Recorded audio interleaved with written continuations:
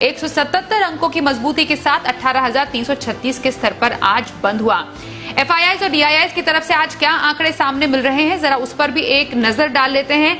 आज एफआईआईज यानी विदेशी संस्थागत निवेशकों की तरफ से खरीदारी के आंकड़े सामने आ रहे हैं। 1,681 करोड़ रुपए की कैश मार्केट में एफआईआईज ने खरीदारी की, वहीं डीआईआईज घरेलू संस्थागत निवेशकों ने आज 1,750 करोड़ रुपए की बिकवाली की है। और आइए अनिल जी से समझते हैं सोमवार के बाजार के लिए तैयारी और बाजार के लिए अहम संकेत।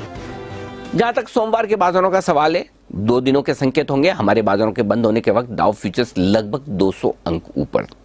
इसका मतलब यह कि अमेरिका से एक मजबूत सेशन की उम्मीद आज रात को तो है, लेकिन आज और शुक्रवार इन 2 दिनों में अमेरिका के बाजार कैसे रहते हैं और उसके बाद सोमवार को डाउ फ्यूचर्स, तो ये 3 ट्रिगर्स होंगे ग्लोबल मार्केट से, जिनको देखकर हमें डिसाइड करना है सोमवार को हमें खुलना कैसा है। लेकिन उसके अलावा 2 ट्रिगर और हैं। पहला एचसीएल टेक, एक और ये आईटी कंपनी जिसके नतीजे गुरुवार शाम, और दूसरा एचडीएफसी बैंक जिसके नतीजे आने वाले हैं शनिवार सुबह। इन दोनों पर भी रिएक्शन सोमवार सुबह मिलेगा और खासतौर से एचडीएफसी बैंक के नतीजे काफी अहम होंगे, क्योंकि ये प्राइवेट सेक्टर बैंक्स और बाकी बैंकिंग शेयरों का मूड माहौल सेट करेंगे।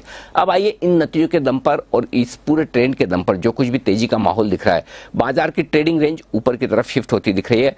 सोमवार के लिए 18,100, 18,150 मजबूत सपोर्ट के तौर पर काम करेगा और एक बार ऊपर की तरफ 18,500 तक जाने की कोशिश निफ्टी की हो सकती है।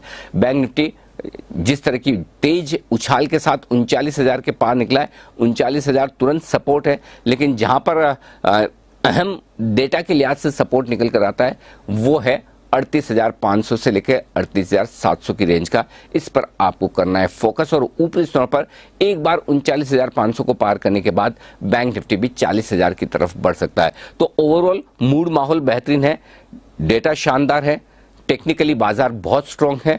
ग्लोबल मार्केट्स का सहारा मिला तो तेजी से और भाग जाएंगे, नए रिकॉर्ड बनाएंगे, और अगर सहारा नहीं मिला तो थोड़ा लोअर लेवल पर आपको करेक्शन के बाद फिर से खरीदारी लौटती हुई दिखेगी। तो बाय ऑन डिप्स का मार्केट है, जब तक कि कोई बड़ी ग्लोबल इवेंट्स बाजार का मूड खराब न कर दे तब तक तेजी और होने की संभावनाएं बरकरार है। हफ्ते के आखिरी दिन और वायदा कारोबार के हफ्ते की एक्सपायरी के दिन भारतीय बाजारों में फिर से दमदार एक्शन दिखा और एक बार फिर से सभी इंडेक्स लाइफ टाइम हाई बनाते हुए नजर आए, नए रिकॉर्ड दिन के दौरान भी और क्लोजिंग के लिहाज से भी।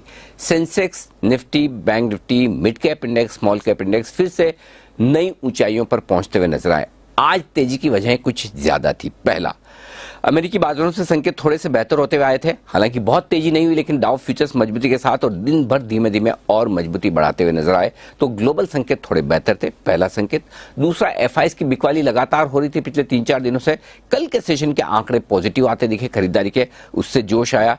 2 ये बड़े कारण थे और भारतीय बाजारों में अपना मोमेंटम तो था ही, जिसके दम पर बाजार आगे बढ़ रहे हैं। तो ये 3 कारण ऐसे बने, लेकिन सबसे अहम फंडामेंटल कारण था जिसकी वजह से बाजारों में आया जोश, वो थे आईटी कंपनियों के दमदार नतीजे। कल देर शाम विप्रो, इन्फोसिस और mid cap IT company Mindtree तीनों ने दमदार नतीजे पेश किए और आज की तेजी की पूरी लीडरशिप आईटी शेयरों से आती दिखी।